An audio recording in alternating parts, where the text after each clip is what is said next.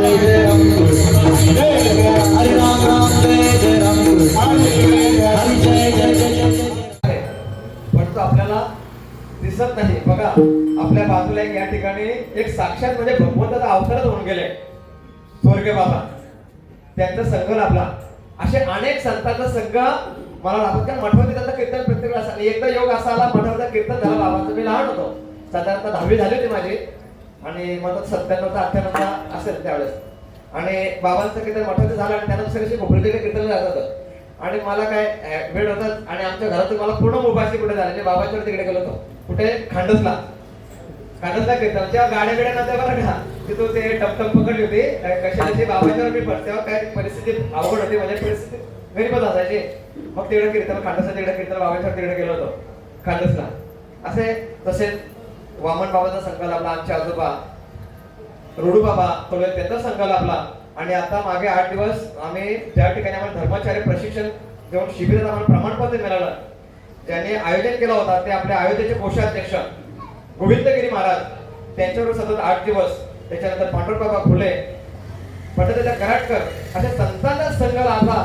आणि या गारगोट्याला घासून घासून चमक आले. मी काही कुठं कीर्तन शिकायला गेलो नाही, फक्त आपला हरिपाठ. आणि आता आपला वेगळा आपण घेतला ना हरिपाठ. त्या दिवशी हरिपाठा कीर्तन मुख्य जरी काय घेतला होता, त्याच्या नित्यनेमानं आम्ही घेतला होता. सर्व सुख कोणी जास्त झाला या ठिकाणी जरा महाराज होतात त्याचं कुठे म्हटलं जरा वेगळा करा विठ्ठला.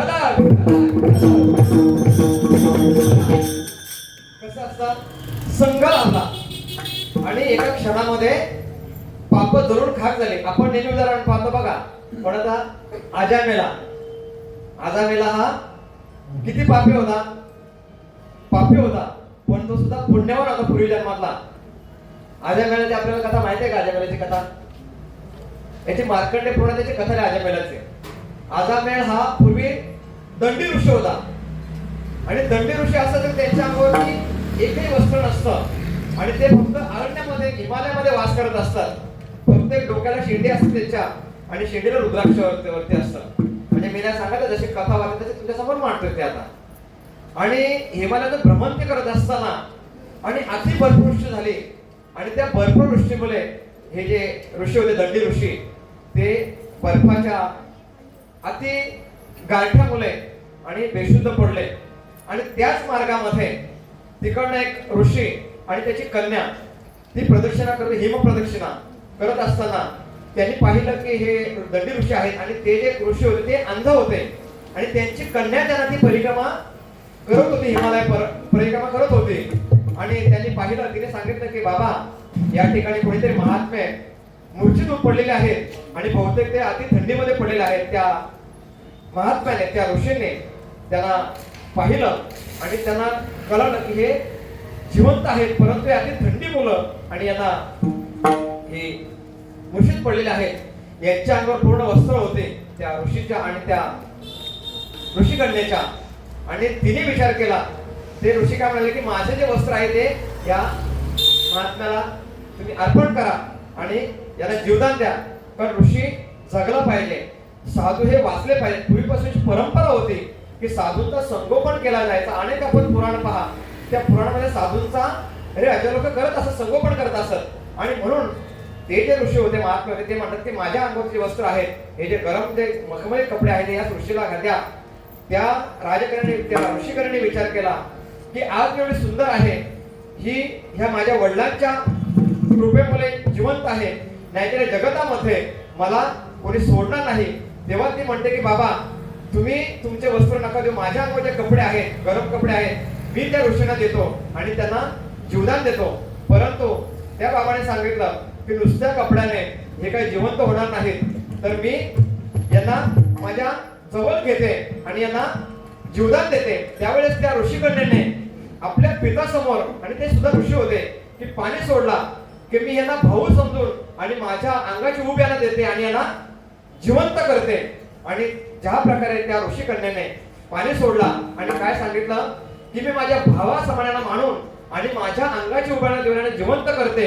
त्यावेळेस त्या ऋषीने त्या कन्येला पाणी सोडण्यास सांगितलं आणि त्या ऋषिकन्येने त्या आपल्या ठरलेल्या क्रियेप्रमाणे त्या ऋषीला आपल्या अंगाची ऊब दिली. आणि ज्यावेळेस ते दंड साधू जागृत झाले आणि त्याने पाहिलं की माझी तपश्चर्या ह्या मुलीने भंग केली आणि त्याने कुठलाच नाही विचार करताना पाणी हातामध्ये घेतला आणि तिला शाप दिला. काय शाप दिला? का तू पुढच्या जन्मामध्ये वेश्या होशील. आणि तिची काही चुकी नसताना तिला हा शाप मिळाला. तिने आपल्या वडिलांना चरण दर्शन घेताना वडिलांना सांगितलं की बाबा, माझी कोणती चुकी नसताना आणि मला हा शाप का? माझा काय अपराध यामध्ये आहे? मी तर भाऊ म्हणून यांना पाणी सोडलं ना आणि यांना जीवदान दिलं. त्यावेळेस त्या जे आपण ज्यांना म्हणतो दंडी साधू आणि ते पुढे आजामेल झाले, त्यांना त्याची चूक कळाली. परंतु त्या ऋषिकरीने सुद्धा रागात तसा शाप दिला की जर मी वेश्या होईल ना तर तू माझा पुढच्या जन्मामध्ये भोग घेशील आणि तू सुद्धा असाच होशील. आणि ठरल्याप्रमाणे तो आजामेल पुन्हा पुढच्या जन्मामध्ये आला आणि एका गावामध्ये चांगला ऋषी होऊन जन्म. बघा, मी मगाशी काय सांगितलं की जसा ज्याचा व्यवहार ठरेल तसा त्याचा जन्म मिळतो. आणि चांगला एक ऋषी झाला होता, पंडित होता.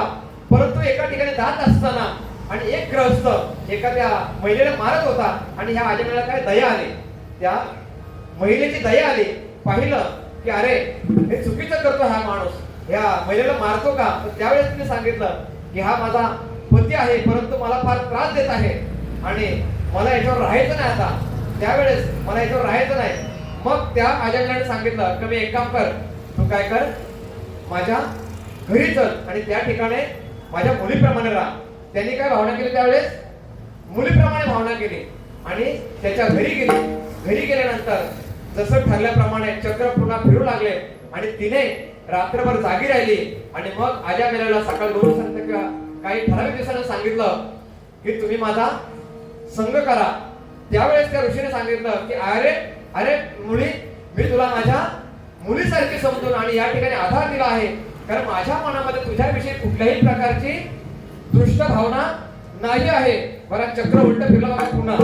ज्यावेळेस तिने सांगितलं की तुम्ही माझ्या भावासारखे आहात, परंतु याच्या मनामध्ये विकल्पपेक्षा एक भ्रांत भरला.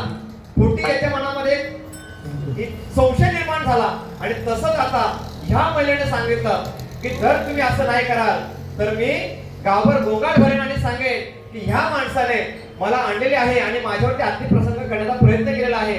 आणि त्यावेळेस पाहता आपण की कोणीही पुरुषाचा ऐकणार नाही. ही सत्य घटना नाही, ही पुराणातील कथा आपल्यासमोर मांडतोय, आपण पाहू शकता. आणि त्यावेळेस त्या वेश्येने असा आग्रह धरला, नाही करणार तर मी गावात गोंगाट करणार. शेवटी नाविलाज झाला आणि त्याला तिचा पत्नी म्हणून स्वीकार करावा लागला. पुढे कालांतराने ही शेवटी वेश्या दुराचारी झाली होती आणि पुन्हा ती त्या वेगळ्या मार्गाला चालू लागली. आणि ह्या ऋषीचं ते महात्मा होता, एक पंडित होता चांगला, परंतु अधोगती जेव्हा माणसाला या गोष्टीकडे जातो तेव्हा अधोगती जातो आणि त्याचं सर्व पुराण पूजा हे सर्व विसरला आणि त्या विषयामध्ये रममाण झाला. आणि रममाण झाल्यानंतर शेवटी परिस्थिती आली, काय आली? धन लक्ष्मी निघून गेली आणि हा कंगाल झाला. आणि मग त्या महिलेने एका लहान म्हणजे पुत्राला जन्म दिला आणि ती त्याचा त्याग करून निघून गेली. आणि निघून गेल्यानंतर याला बराच प्रश्न पडला की आता मला सांगोपन करायचं कसं. त्यावेळेस आणि एका साधूचं त्याच्याकडे आगमन झालं आणि त्याने पाहिलं की हे तर आजामेल होते आणि हे असे याची अशी अवस्था का झाली. त्यावेळेस त्याने सर्व हकीकत सांगितली की अनावधानाने माझ्याकडनं असं घडलं. चांगलं कर्म करायला गेलो परंतु त्याचं रूपांतर वाईटामध्ये झालं. मनामध्ये कुठलीही इच्छा नसताना आणि असे भोग माझ्या वाट्याला आले. मग त्याने जाणलं, कारण महात्मे हे जाणत असतात आणि त्यांचे उपकार आपण कधी विसरलं नाही पाहिजे. आणि मग त्या ऋषीने सांगितलं की तुम्ही आता एक काम करा. काय करा? या मुलाचं नाव काय करा? नारायण ठेवा. आणि तुम्ही हा ध्यास चालू केला, नारायण नारायण नारायण नारायण, प्रत्येक गोष्ट नारायण, प्रत्येक गोष्टी नारायण असं नाव देऊन शेवटी काय झालं? त्याचे पाप आहे ते तरुण गेले. आणि तेच माऊली अभंगाच्या पहिल्या चरणामध्ये सांगतात,